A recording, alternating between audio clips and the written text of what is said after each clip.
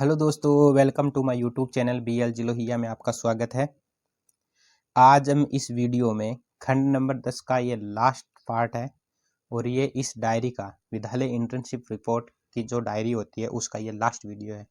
हमने सारे खंड वाइज की हमने वीडियोज की बात कर ली है, सारे खंड वाइज हमने बना लिए हैं 1 से लेकर के 10 तक, और 1 से लेकर के 10 तक जो भी खंड है जिनके पार्ट है उनके पार्ट की भी हमने वीडियो बना ली है।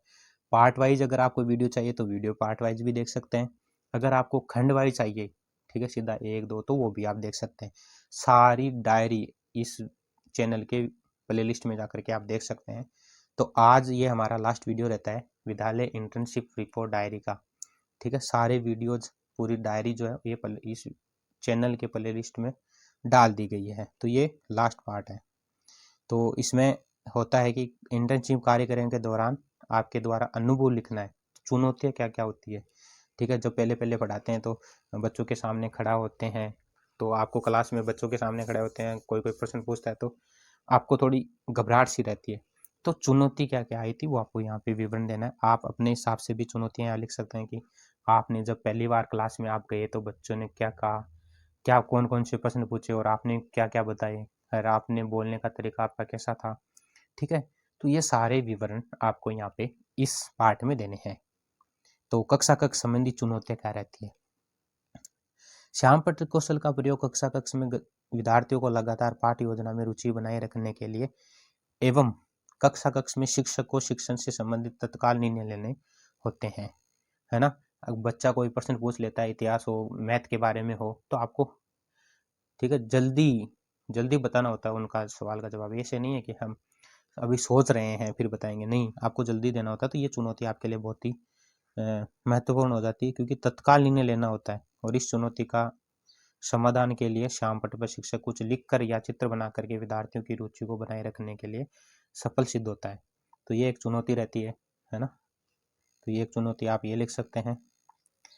कक्षा कक्ष में समस्याग्रस्त विद्यार्थियों की पहचान करना, ठीक है। तो कक्षा कक्ष में उन बच्चों की पहचान जरूरी है जो पाठ योजना के शिक्षण में बाधा उत्पन्न कर सकते हैं, इसलिए ऐसे बालकों की पहचान करना एक चुनौती है। कक्षा कक्ष छात्रों को ठीक ढंग से बैठाने के लिए उचित व्यवस्था में हेर फेर करना होता है, ठीक है। जब बच्चे जाते हैं तो कोई बच्चे क्या होते हैं, होशियार होते हैं, है ना, या कोई लड़ाकू होता है, तो वो मन मर्जी से बैठ जाता है कहीं पे, यहाँ पे मैं बैठूंगा, यहाँ पे मैं बैठूंगा, तो उनका हेर फेर करना होता है, ठीक है। गर्ल्स जो होती है, लड़कियां जो होती है, बच्चियां होती है, उनको आगे बैठाना पड़ता है, बच्चों को आगे बैठाना पड़ता है, जो कमजोर है उसको थोड़ा आगे बैठाते हैं। तो ये सारी हेर फेर करनी पड़ती है, क्योंकि अगर आप 5-10 दिन जाएंगे विद्यालय में तो आपको ये अनुभव हो जाता है कि कौन सा बच्चा जो है वो शरारती है, कौन सा बच्चा जो है वो बेचारा बैठा रहता है, बस कुछ नहीं बोलता है, कुछ बच्चे कमजोर है, कुछ होशियार है। तो सारे आपको नॉलेज हो जाता है 1-2 सप्ताह में।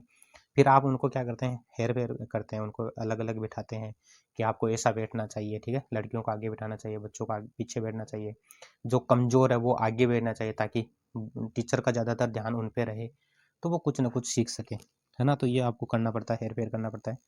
प्रतिभाशाली और मंदबुद्धि, ठीक है, जो होशियार होते हैं और थोड़ा कमजोर होते हैं, जो उनको सोचने में समझने में थोड़ी दिक्कत आती है, तो उनको क्या करना पड़ता है, छात्रों के स्तर के अनुसार विद्यार्थी विभिन्न विधियों से छात्रों को विषय वस्तु को समझाना चाहिए। उनके उसके लिए उन्हें खिलौने, चार्ट, मॉडल आदि का सहारा लेना चाहिए।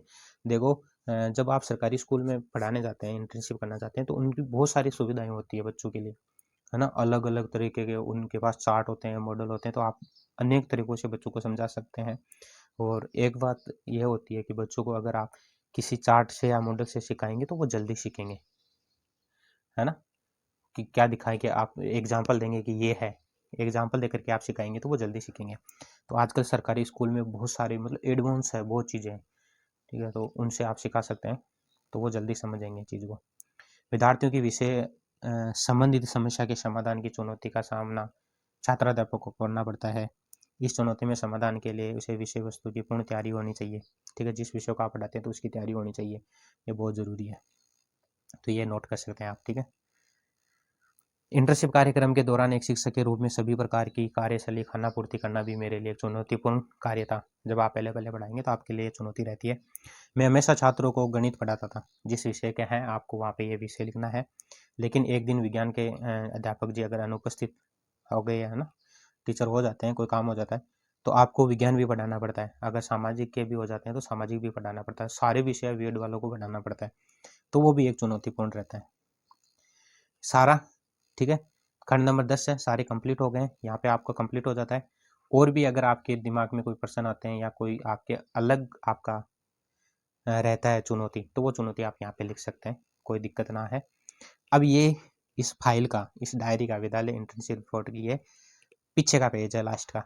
तो इसमें शिक्षा के अमृत वचन यहाँ पे लिखे हुए हैं, महात्मा गांधी जी के, स्वामी विवेकानंद जी के और रविंद्रनाथ टैगोर जी के, तो शिक्षा के बारे में क्या सोचते हैं।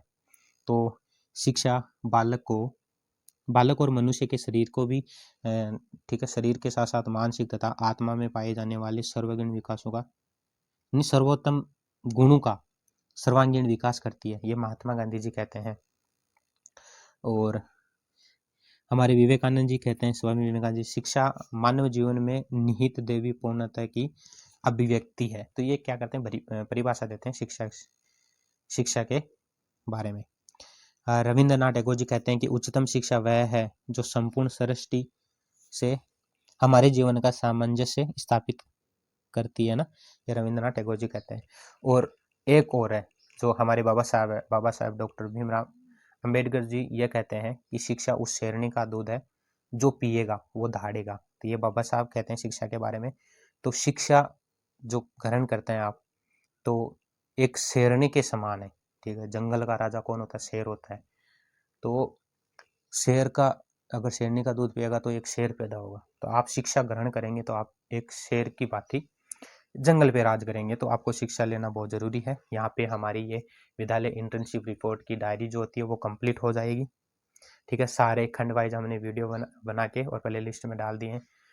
कोई भी समस्या ना हो, अगर कोई समस्या है तो आप कमेंट में आप बता सकते हैं कि ये आपकी समस्या है, वो आपको समस्या सोल्व कर दी जाएगी, है ना। तो इस फाइल के सारे वीडियोज हमने इस वीडियो के चैनल में, प्ले लिस्ट के चैनल में हमने डाल दिए हैं। Thank you.